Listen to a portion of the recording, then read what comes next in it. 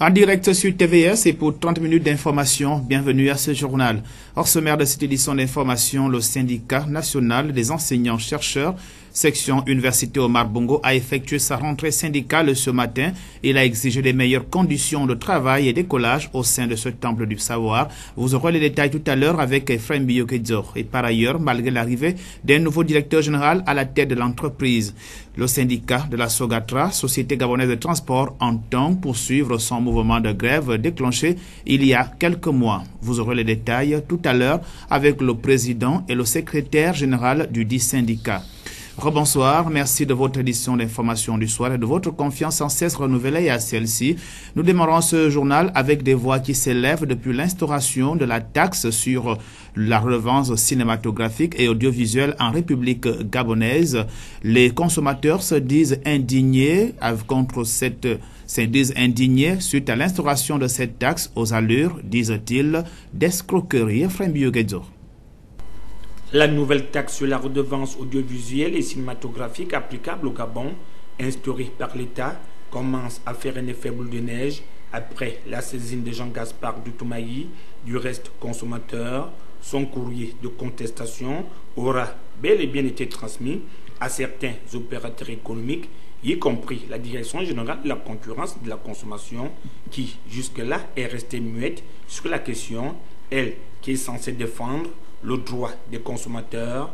Cette mesure s'apparente désormais comme une vaste campagne d'escroquerie savamment entretenue. À Libreville et partout dans le pays, les voix ne cessent de s'élever pour condamner cette taxe qui n'a pas sa raison d'être, d'autant plus que celle-ci est du ressort de l'opérateur économique. En tant que consommateur, nous constatons que l'État met en place une série de taxes. Ces taxes-là, a priori, c'est une bonne chose. Mais ce qui nous intéresse, nous, consommateurs, c'est de savoir quelle est la destination de cette taxe. Lorsqu'on est dans un contexte où les salaires des Gabonais ne connaissent pas d'évolution, du point de vue du système, de l'amélioration des nouvelles conditions de vie en ce qui concerne le système administratif, il n'y a pas de... Les situations administratives sont bloquées. On augmente les taxes, beaucoup de taxes qui sont mises en place. Mais si ces taxes pouvaient être redistribuées pour l'amélioration des conditions des Gabonais, ce serait une bonne chose. Donc en tant que consommateur, on peut s'interroger quel est l'objectif poursuivi dans un contexte où le panier de la ménagère a du mal à faire face à un certain nombre de dépenses liées au maintien des conditions de vie des foyers. L'État gabonais serait-il de connivence avec ses opérateurs économiques au fin d'extorquer le fonds aux paisibles citoyens? Là demeure encore la grosse interrogation. Mieux encore, toute tentative de rentrer en contact avec les responsables de Canal+ Gabon s'est avérée vaine, un silence que d'aucuns qualifient de complice. Parce que l'effort est mieux supporté lorsqu'on sait la destination et l'objectif. Et quel peut être donc l'intérêt? Mais toutes ces interrogations n'ont pas de réponse. Donc ça laisse libre cours à la rumeur. Et s'il y a une rumeur, c'est qu'il y a une absence d'information officielle. L'inquiétude des Gabonais, c'est de voir leurs conditions de vie s'améliorer. Les moyens, les salaires qui sont mis pour les conditions de vie. Si la taxe pouvait être redistribuée pour payer les chômeurs, on comprendrait. Si c'est redistribué parce qu'on aurait fait une identification des pauvres, qu'on appelle classiquement des indigents, on saurait quelle peut être la destination. Dans les quartiers, on peut voir des vieux abandonnés qui ne sont pas pris en charge. Est-ce que c'est à cette fin ou à autre chose? Donc on reste tout à fait interrogatif, on reste un peu réticent sur l'augmentation permanente des côtés des taxes et que l'on voit ça et là. Le carburant augmente, les salaires n'ont pas évolué. Les produits de première nécessité de base augmentent. On fixe les prix, mais on a du mal à les appliquer. Cette mesure prise par le gouvernement qui vise à rajouter un gain sur le quota que nous payons à chaque fin du mois, donc à savoir les abonnements qu'on prend chez les revendeurs. Et je crois que cette mesure elle est mauvaise parce que c'est comme un double paiement déjà. Parce que nous payons d'abord le revendeur, donc le distributeur, qui est par exemple Canal Sat ou bien Satcom, et nous devons encore payer une taxe c'est pas nous de payer cette taxe, je crois. Je crois que cette taxe devait être à l'opérateur qui nous fournit de payer. Parce que nous payons déjà, nous ne pouvons pas payer doublement. Vous voyez un peu, nous ne pouvons pas payer et chez le revendeur et de non pas une taxe à l'État. Je crois que cette devait supprimer cette taxe parce que ça n'arrange pas les gens. Au moment où nous en parlons, cette taxe est déjà effective et l'État peine à informer l'opinion sur la destination des dix fonds prélevés. À Port-Gentil, les élèves du centre d'alphabétisation Gadi sont désormais fixés sur leurs résultats du premier trimestre après être en possession de leur bulletin de notes et dans l'ensemble, les résultats sont satisfaisants. Diane Boanga, Média Plus Port-Gentil. Au terme du premier trimestre de l'année scolaire 2017-2018, la remise des bulletins de notes aux élèves du centre d'alphabétisation de Gadi du service provincial de la culture de l'Ogooué-Maritime a été effective. Alors, durant 3 mois, nous vous avons évalué, nous avons estimé que pour partir en vacances de Noël, vous avez le droit d'avoir vos résultats. Nous aurions bien voulu que vos parents vous accompagnent, mais ce n'est pas un problème puisque vous êtes la représentation de vos parents. Nous estimons que lorsque nous allons vous remettre le bulletin, chacun ira donner à son parent. Ne cachez pas le résultat. Ce trimestre, nous avons jugé utile de ne pas faire des cadeaux, mais de donner à l'élève selon son rendu. Ça veut dire quoi? Si vous avez bien travaillé, eh bien vous méritez le travail, votre travail. Il n'y a pas de favoritisme, il n'y a pas de cas spécifiques ou bien des cas sociaux, non. Nous avons évalué chacun selon ses compétences, selon son niveau. Alors, pour ceux qui n'auront pas la chance d'être admis, ça ne voudrait pas dire que le tour est déjà joué. Nous ne sommes pas en fin d'année. Au contraire, nous sommes en début d'année et c'est que si vous aurez l'occasion de vous rattraper pendant le deuxième trimestre. Selon la responsable, de la première en 5e année, les résultats sont satisfaisants. De manière générale, le bilan il est positif car nous avons 80% de réussite pour tous les niveaux confondus. Ceux qui n'ont pas été admis au cours de ce premier trimestre, je leur demande de redoubler d'efforts pour les prochains trimestres. Comme partout ailleurs, il y a toujours des difficultés, mais on essaie de donner le maximum pour un meilleur résultat. Avant de se dire au revoir, les heureux admis ont esquissé quelques pas de danse.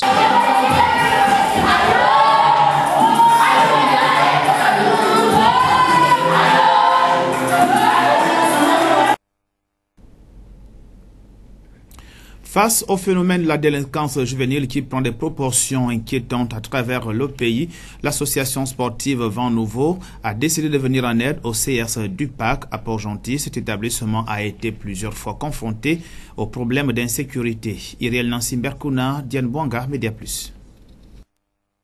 L'insécurité en milieu scolaire, un sujet qui fait couler beaucoup d'encre et de salive dans les établissements scolaires de la commune et à travers le pays, entre la vente et la consommation des stupéfiants et les violences multiformes enregistrées.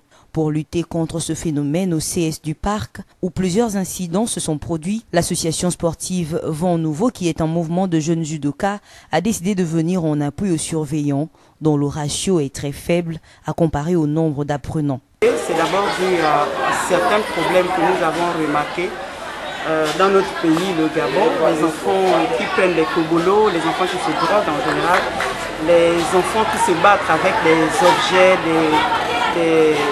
des couteaux. L'élève qui avait emmené, l'enfant qui avait emmené le serpent, il n'est pas élève dans cet établissement. Initiative qui semble porter ses fruits au regard des témoignages des élèves. Le système de sécurité, ça sert à l'école en fait les petits voyous dans cette école qui amènent des couteaux, des armes qui essayent de poignarder les autres. Ça sert aussi à ce que ça ne puisse pas atteindre toute l'école et que nous qui allons aussi protéger ne puisse pas amener des choses bizarres à l'école. Par exemple, comme le fumeur de Kobolo, s'ils rentrent avec ça, franchement, on va les exclure. On parle moins parce que depuis que nous sommes dans ce système, nous sommes tous en sécurité. Toutefois, il se pose des questions quant à l'état de la clôture. Vous voyez vous-même, la clôture n'est pas achevée. Il n'y a pas de portail du côté des logements administratifs. Une préoccupation qui semble être réglée à travers le déploiement des judokas. Alors nous avons mis des agents dans des endroits clés. Derrière, il y a un agent au portail, ils sont 2. Aux abords de l'établissement jusqu'à Tobia, au parc de Tobia, parce qu'on chasse même les enfants qui vont s'asseoir. À la question de savoir s'ils sont rémunérés, nous n'avons pas de subvention, nous n'avons rien. Mais par rapport au travail que nous fournissons, nous voulons d'abord nous-mêmes travailler, montrer le meilleur de nous, parce que nous sommes d'abord des pratiques. Une activité bénévole, même si les concernés espèrent recevoir l'aide des autorités. Espérons que cet engouement demeurera. Venons-en à présent à Libreville, la capitale gabonaise. Le syndicat national des enseignants-chercheurs, section Université Omar Bongo, c'est-à-dire satisfait des avancées sur le paiement des primes dues à ses membres depuis plusieurs années par le gouvernement, et le syndicat exige des meilleures conditions de travail et d'écolage à l'Université Omar Bongo. Décision prise ce matin au cours de la rentrée syndicale effectuée par les membres du SNEC, section Université Omar Bongo. Ephraim Yogezo Fleuriassé, de reportage. Le syndicat national des enseignants-chercheurs opte pour une rentrée syndicale sous le signe de l'apaisement. C'est du moins ce que l'on peut retenir du conclave tenu ce jour dans les locaux de l'Université Omar Bongo par les enseignants et chercheurs. Cela après une année académique tumultueuse, laquelle reste marquée par de multiples grèves, des enseignants d'une part et des étudiants d'autre part. Chacune des parties concernées réclame un meilleur cadre de travail. Le dernier conseil d'administration convoqué par le rectorat a permis de trouver quelques voies de solution pour des différents préalables. Régler la totalité du passif dû aux enseignants. Le paiement a commencé hier. On attendra voir la semaine prochaine si le paiement effectif se fera. Et on a aussi évoqué la participation du SNEC à ces conseils d'administration par rapport à ce qui concerne le fonctionnement de l'institution. Et nous avons examiné le support qui nous avait été donné pour ces conseils d'administration. Et il semble que les préoccupations des enseignants n'ont pas été vraiment prises en compte. Et on a fait remarquer au conseil d'administration qu'il faut recadrer les choses parce que nous avons des problèmes de fonctionnement de départements, de fonctionnement de centres de recherche, de laboratoires. Donc on a rappelé au conseil d'administration justement de prendre en compte les préoccupations fondamentales des enseignants-chercheurs.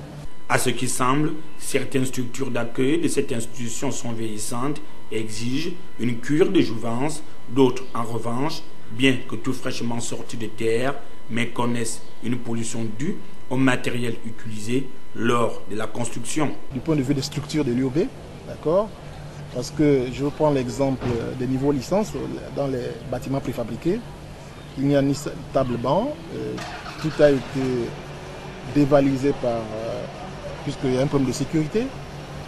En plus encore, on nous annonce que ces bâtiments préfabriqués sont pollués par l'amiante. Donc on ne peut pas à la fois amener les étudiants ou les enseignants à commencer des cours dans des conditions de pollution, dans des conditions de sécurité. Afin de pallier à ces insuffisances, le SNEC s'inscrit en force de proposition. À prendre dans de telles conditions. On a proposé par exemple qu'en attendant que le rectorat restaure les conditions sereines de reprise, on peut par exemple faire louer des tentes, au moins pour que les étudiants de licence, qui sont les plus nombreux, faire louer des tentes climatisées par exemple, pour que les étudiants qui sont nombreux commencent les cours d'ici la fin du mois de janvier. Donc on n'est pas forcément opposé aux cours, mais aux conditions de reprise. Des préalables que le SNEC espère connaître une suite favorable avant la fin du mois en cours, de telle sorte que les cours puissent avoir lieu sans anicroche. Activité syndicale toujours, rentrée syndicale pour les enseignants-chercheurs de l'Université Omar Bongo. Pendant ce temps, se tenait une assemblée générale suivie d'un point de presse à la Société gabonaise de transport. Les syndicats de cette entreprise ont réitéré ce matin la poursuite de la grève, ce malgré l'arrivée d'un nouveau directeur général qui n'aura que le temps de déposer ses valises, ont-ils affirmé. Nous écoutons premièrement le secrétaire général du SICOTEC, syndicat des conducteurs et techniciens de la SOGATRA, Cyril Ledoumou. Un autre comité provisoire de gestion. Et c'est donc ce comité de dialogue social à la SOGATRA qui a pu mettre en place un protocole d'accord entre la direction générale, donc l'employeur, et les partenaires sociaux responsables que nous sommes, des deux syndicats ici représentés hautement par les personnes que nous sommes ici. Donc, ce protocole d'accord qui a suivi son cours, malheureusement, il y a eu beaucoup de blocages et aucun point jusqu'à présent n'a pu nous satisfaire, n'a trouvé satisfaction. Mais la trêve étant à sa fin, nous avons le devoir de rappeler que nous revenons là à la case du départ. Donc nous revenons à la grève. Cette grève n'avait jamais été levée. Cette grève a été suspendue parce qu'il y avait un protocole d'accord. Et nous avons signé une trêve sociale de 3 mois.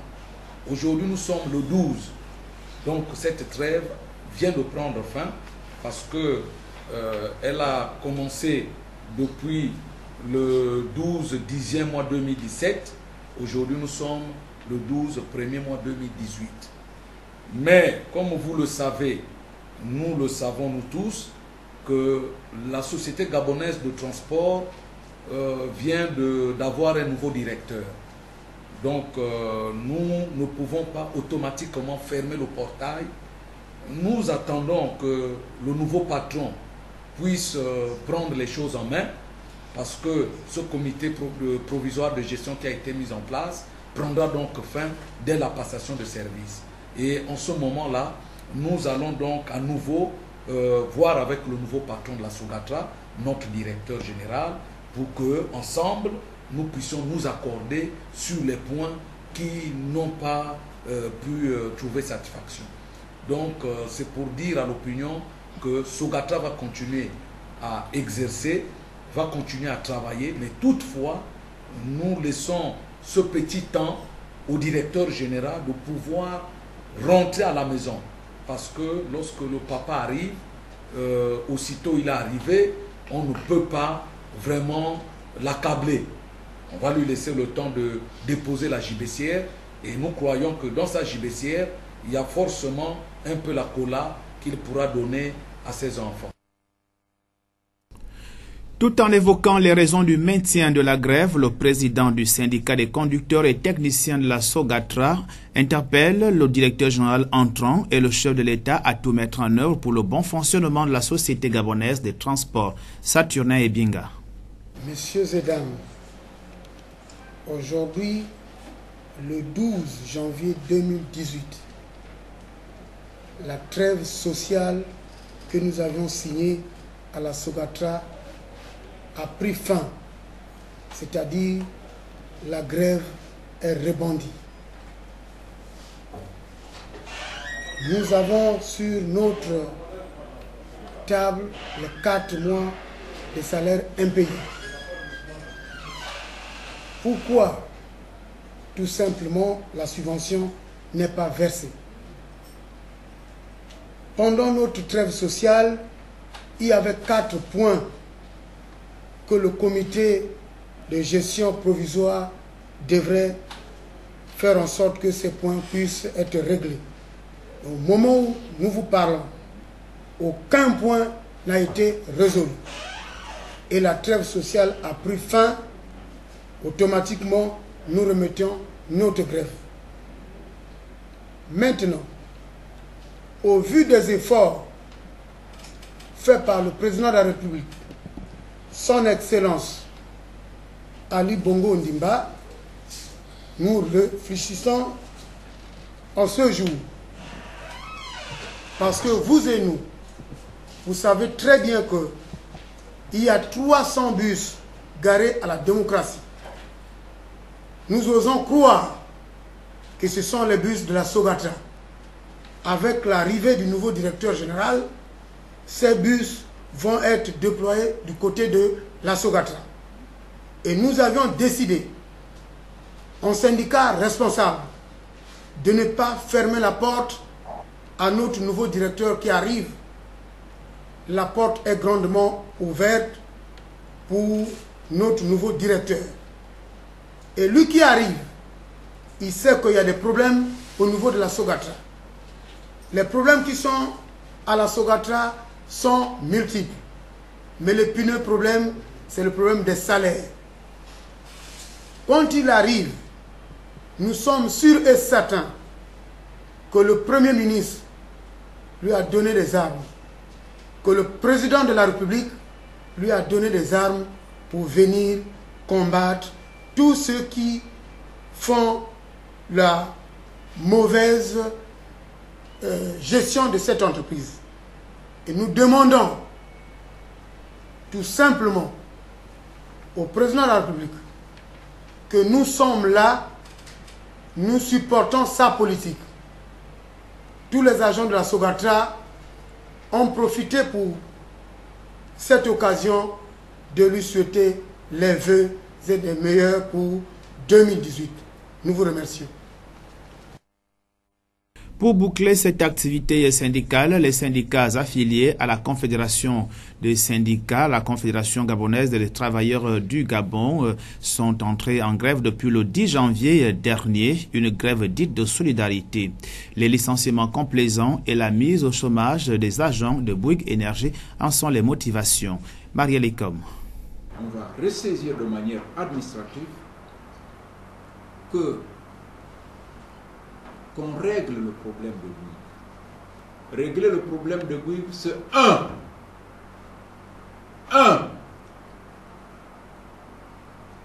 c'est que c'est un licenciement dont la CSTG est incapable de pouvoir donner la nature.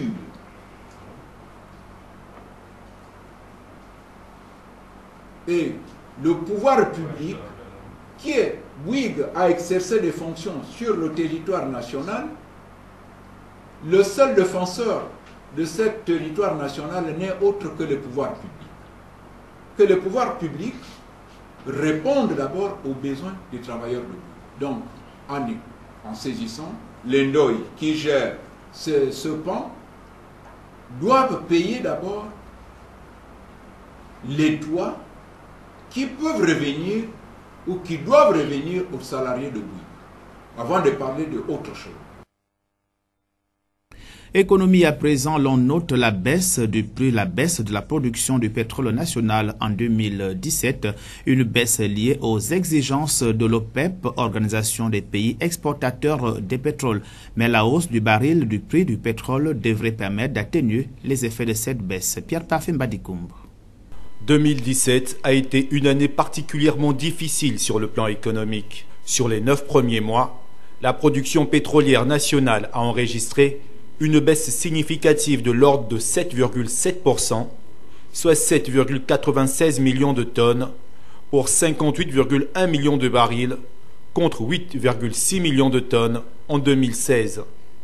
Pour le ministre de l'Économie, cette chute s'explique par le déclin naturel des champs, les difficultés techniques rencontrées par certains opérateurs, la grève du personnel et les exigences de l'Organisation des pays producteurs du pétrole relative à la réduction de l'offre mondiale de pétrole. La stabilisation du prix du baril, plutôt à la hausse au niveau mondial, contrairement à 2016, a toutefois permis d'atténuer les effets d'une telle baisse. La hausse du prix du baril de pétrole s'établit à 51,9 $ au niveau mondial, contre 50 $, le prix du brut gabonais. L'actualité hors de nos frontières en Tunisie, la LU grogne toujours et en première ligne de cet mouvement de contestation, il y a les jeunes tunisiens qui ne faiblissent pas. Ils protestent contre la hausse des prix de produits de consommation courante. Reportage. Après les violences de la nuit à Tunis, pendant la journée, les jeunes s'organisent, car protester ne consiste pas seulement à sortir dans la rue, il faut se faire entendre et se rassembler. Les jeunes aujourd'hui se retrouvent dans des mouvements protestataires comme le nôtre, Mani Shamsameh. Mani Shamsameh, qui veut dire on ne pardonne pas, est un mouvement de jeunes qui a commencé à manifester depuis 2 ans déjà pour plus de justice sociale et contre la corruption. Aujourd'hui, ils ont encore espoir de changer leur pays. Les jeunes aujourd'hui portent le même flambeau. Ce ne sont pas seulement des slogans, c'est une responsabilité. Même des blogueurs connus qui ont fait partie de la révolution soutiennent aujourd'hui ce mouvement, car pour eux c'est la nouvelle génération qui prend le relais et qui se bat pour ses droits. Malheureusement, ces jeunes sont en train de chanter des slogans avec les mêmes demandes qu'en décembre 2010 et janvier 2011. Presque rien n'a changé. Pas de changement pour les enfants de la Révolution qui subissent de plein fouet les conséquences de la crise économique, même chez les étudiants. La valeur d'un ingénieur ici n'est pas la même que la valeur d'un ingénieur ailleurs. Je cherche un peu ceci, mais aussi le salaire. Ici, un salaire d'ingénieur, il faut faire beaucoup d'expérience pour que ça s'améliore. Ce n'est pas équitable, je crois, par rapport à l'étranger. Donc c'est pour ça que je cherche un avenir ailleurs. Selon des études, près de la moitié des jeunes Tunisiens souhaitent quitter leur pays, souvent pour des raisons économiques, des raisons similaires à celles qui ont provoqué les manifestations de ces derniers jours. C'était donc les jeunes Tunisiens en première ligne des contestations des mouvements sociaux dans ce pays qui multiplient les rencontres. Nous restons toujours hors de nos frontières, cette fois-ci au Moyen-Orient et précisément au Pakistan, où le meurtre de Zainab, une fillette de 7 ans disparue, puis retrouvée morte sous les tares d'immondices, a provoqué des violentes contestations à travers le pays. Mais c'est surtout le mutisme observé par les autorités de ce pays qui a ratissé la colère des manifestants. Reportage. Des centaines de manifestants furieux incendient l'immeuble d'un commissariat de police. Ils dénoncent l'inaction des autorités après le meurtre de Zainab. La fillette de 7 ans a disparu la semaine dernière alors qu'elle était en chemin pour l'école. Son corps est retrouvé sur un tas d'ordures 4 jours plus tard. Zainab ne reviendra pas, mais il faut revenir sur ce qui s'est passé. Le meilleur moyen pour y arriver est d'arrêter les coupables et leur donner ce qu'ils méritent. Je prie et j'espère que ces malfaiteurs seront arrêtés et qu'on leur réservera le pire des châtiments. L'affaire scandalise le pays. De nombreuses personnalités pakistanaises ont pris la parole pour réclamer justice. La famille de Zainab demande aux autorités d'arrêter le meurtrier vivant afin qu'il soit jugé. À Kassour, plusieurs autres enfants sont morts dans les mêmes circonstances en l'espace de quelques mois seulement. Si les coupables avaient été arrêtés et punis, ce nouvel incident n'aurait jamais eu lieu. Si les autorités avaient pris des sanctions exemplaires, alors nos filles seraient en sécurité maintenant. Aujourd'hui, à Kassour, les parents ont peur de laisser sortir leurs enfants. La région de Kassour a déjà été marquée par une affaire de crimes sexuels. En 2015, un gigantesque scandale de pédophilie concernant près de 300 enfants avait éclaté. À l'époque déjà, la police avait été accusée de fermer les yeux. Nous parlons à présent du sport. 3 jours, c'est le temps qu'il a fallu aux séminaristes de la GEPSI, Association gabonaise de la presse sportive indépendante, d'apprendre amplement les rudiments qui permettra aux journalistes sportifs affiliés à cette association de mieux appréhender les contours du handball à quelques jours seulement du coup d'envoi de la Coupe d'Afrique de handball dans sa 23e édition en terre gabonaise. Le compte rendu avec Mosconi Ngonumba. Au terme de ces 3 jours de formation sur la maîtrise des rudiments techniques et les règles de jeu du handball, ce dernier jour de formation a marqué les esprits des hommes de médias lors de ce séminaire ô combien important, à quelques jours du lancement de la Coupe d'Afrique senior homme de handball. Le mot de clôture de ce 2e séminaire du genre organisé par la GEPSI, après celui organisé il y a 1 an lors de la CAN Total Gabon 2017. Soutenu par les responsables des institutions sportives, à savoir le ministère de la Jeunesse et des Sports et la Fédération, qui n'ont pas hésité à accompagner la GEPSI tout au long de ce séminaire. Les panélistes, eux, ont été gratifiés de leur disponibilité et la qualité des explications qui ont séduit plus d'un et qui vont sans doute leur permettre de travailler dans la certitude la plus absolue. Une organisation de cette envergure ne peut avoir de sens que par la performance des intervenants associés. Au-delà de la disponibilité dont ils ont fait œuvre, des formateurs engagés ont également démontré une capacité d'enseignement et de transmission qui nous ont fait penser qu'en termes d'experts, le meilleur n'est toujours pas ailleurs. Permettez-moi donc, au nom de l'association que je dirige, d'adresser mes sincères remerciements doublés de félicitations chaleureuses à M. Thierry Claude Mini, DTM, Charlie Angué, délégué CAB, et James Angelo, journaliste du quotidien L'Union, pour leur implication dans la réussite de cet événement. Un parterre de journalistes représentant les chaînes de télévision publiques et privées, presse écrite, presse en ligne, radio, blogueurs et communicateurs dans un seul objectif, acquérir les rudiments nécessaires à la transmission de la bonne information dans le cadre de la 23e édition de la CAN Senior Homme de Handball. Que le handball est un sport comme tout autre. Hein. Il faut juste aller à la rencontre, à la recherche de la connaissance pour le maîtriser. Donc, on connaît désormais ce qu'est le handball, les différents joueurs qui interviennent, les différents postes, ce qu'il faut retenir dans un match de handball. Aujourd'hui, j'ai désormais une lecture plus scientifique de la chose. Donc, j'espère que durant cette CAN que notre pays va abriter, je pourrai satisfaire mes lecteurs. Oui, la GEPSI apporte beaucoup aux journalistes de la presse privée que nous sommes et on espère que le président de cette association, donc la GEPSI, va faire autant pour d'autres disciplines, pourquoi pas pour le volley, pourquoi pas pour la tropicale qui arrive. Donc voilà, on espère que beaucoup de choses va s'améliorer avec donc cette association qui, on va le rappeler, prône beaucoup pour l'indépendance aussi donc des journalistes. L'heure est désormais au travail. Faisons preuve de professionnalisme dans la qualité du rendu et permettre par la même occasion à nos confrères qui viendront des pays divers de travailler en toute sérénité.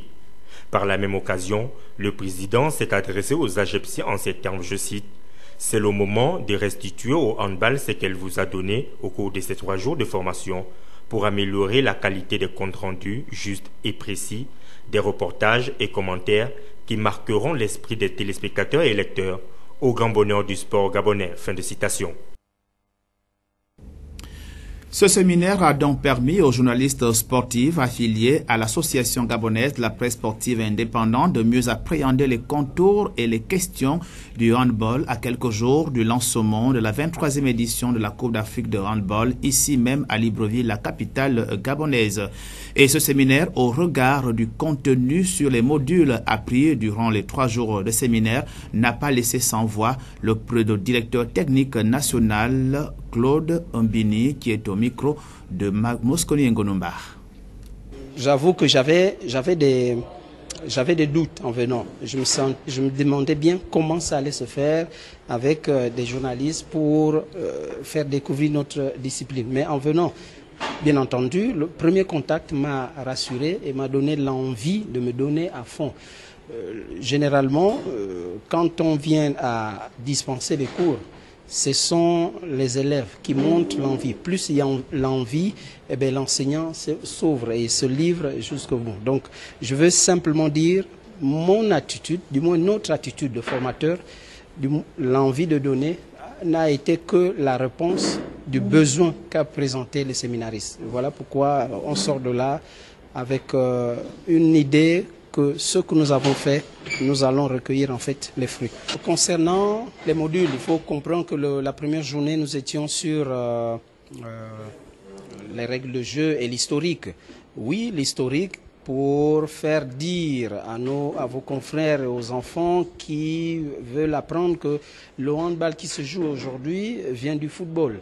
Ça, c'est par exemple une notion. Et que là-dedans, c'est qu'il est parti du terrain extérieur, le gymnase, à cause du froid. Donc c'est surtout les pays nordiques qui étaient en train de effectuer ce changement. Et que, surtout, dire aussi qu'on ne dit pas handball, on dit handball parce que c'est le seul sport qui est d'origine germanique, allemande, en venant le mot torbal. Les règles de jeu, oui, c'était pour montrer les éléments comme le terrain, le ballon, pourquoi on utilise un ballon taille 3, taille 2. Ça, c'était l'objet du premier module. Le deuxième module, nous avons plus passé du temps à parler sur le lexique il faut que le journaliste s'approprie le langage en attaque, le langage en défense, et à l'intérieur, que le journaliste sache qu'il y a derrière une phase d'attaque un repli défensif, et il y a derrière une phase de défense placée une montée de balle ou une contre-attaque. Dès lors que nous sommes entendus sur cette composante des phases de jeu, il a été question de montrer aux journalistes les principes, c'est-à-dire les lois universelles, les grandes lois qui président ces phases de jeu. C'était Thierry Claude Mbini, directeur technique national du handball. Il était au micro de Mosconi Ngonumba. C'est par cette actualité sportive que se referme d'ailleurs cette édition d'information de la soirée. Merci de l'avoir regardé.